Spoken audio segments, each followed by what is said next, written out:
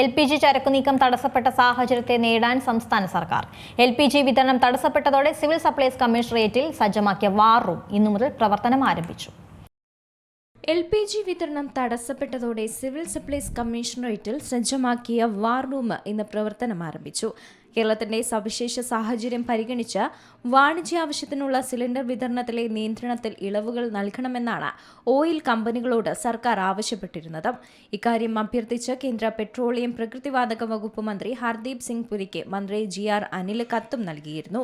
മുൻഗണനാക്രമത്തിൽ വൃദ്ധസദനങ്ങൾ, ആശുപത്രികൾ, അനാഥാലയങ്ങൾ, സ്കൂളുകൾ, ജനകീയ അല്ലെങ്കിൽ സുഭിക്ഷ ഹോട്ടലുകൾ എന്നിവിടങ്ങളിലും സ്കൂൾ, കോളേജ് ഹോസ്റ്റലുകളിലും ഹോസ്റ്റലുകളോട് ചേർന്നുള്ള ഹോട്ടലുകളിലും ഗസ്റ്റ് ഹൌസുകൾ, സർക്കാർ ഓഫീസ് ക്യാമ്പസിലെ ക്യാന്റീനുകൾ എന്നിവയിലും മുൻഗണന നൽകി വാണിജ്യ സിലിണ്ടറുകൾ വിതരണം ചെയ്യാൻ തയ്യാറാകുമെന്നുള്ള സർക്കാരിന്റെ അഭ്യർത്ഥന പരിഗണിക്കാമെന്നാണ് ഓയിൽ കമ്പനികളും അറിയിച്ചത്.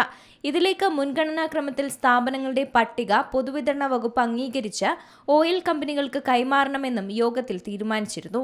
IT മിഷന്റെ പിന്തുണയോടെ ഡാറ്റ വിശകലനം ചെയ്ത എസെൻഷ്യൽ കാറ്റഗറിയിൽപ്പെടുന്ന നോൺ ഡൊമസ്റ്റിക് ഉപഭോക്താക്കളുടെ പട്ടിക തയ്യാറാക്കും. പൊതുമേഖലാ ഗ്യാസ് ഏജൻസികളുടെ സ്റ്റോക്ക്, വരവ്, വിതരണം, നീക്കിയിരിപ്പ് അടക്കമുള്ള വിവരങ്ങൾ എല്ലാ ദിവസവും 11 മണിക്ക് മുമ്പായി ജില്ലാ ഭരണകൂടത്തിനും പൊതുവിതരണ വകുപ്പിനും ലഭ്യമാക്കാൻ ആവശ്യമായ നടപടികൾ ഓയിൽ കമ്പനികൾ സ്വീകരിക്കണമെന്നും തീരുമാനിച്ചിട്ടുണ്ട്. ഇതിലേക്കായി ഒരു ഡാഷ്ബോർഡ് സംവിധാനം തയ്യാറാക്കുന്നതിനായി IT മിഷനെ ചുമതലപ്പെടുത്തിയിട്ടുണ്ട്. അത് സജ്ജമാകുന്നതുവരെ പൊതുവിതരണ വകുപ്പ് ലഭ്യമാക്കുന്ന ഗൂഗിൾ ഷീറ്റിൽ ഓയിൽ കമ്പനികൾ വിവരം ലഭ്യമാക്കും. കൂടാതെ ബോട്ട്ലിംഗ് പ്ലാന്റിന്റെ പ്രതിദിന ഉൽപാദനം, നീക്കിയിരിപ്പ് എന്നിവ സംബന്ധിച്ച വിവരം സംസ്ഥാന സിവിൽ സപ്ലൈസ് കമ്മീഷണറുടെ കാര്യാലയത്തിലേക്ക് ദിവസേന മോണിറ്റർ ചെയ്യാൻ കഴിയുന്ന വിധത്തിലും ലഭ്യമാക്കും.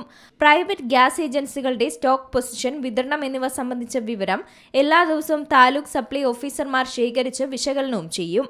വാണിജ്യ ആവശ്യത്തിന് കണക്ട് ചെയ്ത് ഉപയോഗിക്കുന്ന സിലിണ്ടറുകൾ കൂടാതെ പരമാവധി 5 സിലിണ്ടറുകളിൽ കൂടുതൽ അധികമായി സംഭരിച്ച് സൂക്ഷിക്കാൻ പാടില്ലെന്നായിരുന്നു നിർദ്ദേശം നൽകിയത്. അനധികൃതമായി ഗാർഹിക പാചകവാതക സിലിണ്ടറുകൾ ഹോട്ടലുകളിലേക്ക് കടത്തി ഉപയോഗിക്കുന്നതായി കണ്ടെത്തിയാൽ അവശ്യ സാധന നിയമത്തിന്റെ അടിസ്ഥാനത്തിൽ കേസ് രജിസ്റ്റർ ചെയ്യാനും സിവിൽ സപ്ലൈസ് വകുപ്പിനെ ചുമതലപ്പെടുത്തിയിട്ടുണ്ട്.